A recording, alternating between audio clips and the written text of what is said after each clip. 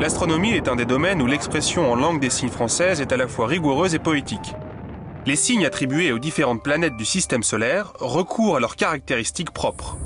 Mercure est très proche du Soleil, Mars est rouge, Jupiter se représente par la célèbre tache rouge observée au télescope depuis plus d'un siècle, et Saturne se caractérise par son anneau.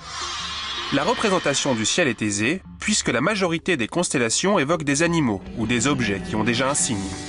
Ours, grande ou petite, cygne, poisson, baleine. Les noms mythologiques respectent les traditions légendaires, ainsi Orion est un chasseur, et le centaure est un être au torse d'homme monté sur un corps de cheval. La Grande Ourse est la plus célèbre des constellations de l'hémisphère nord, très facilement repérable par les 7 étoiles qui représentent l'arrière-train de l'animal. La disposition de ces 7 étoiles a entraîné d'autres dénominations populaires, chariot ou casserole. À partir de ces étoiles, on retrouve facilement l'étoile polaire. En langue des signes française, cette constellation se représente par le signe ours, qui montre les griffes de l'animal figuré debout, suivi du signe grand.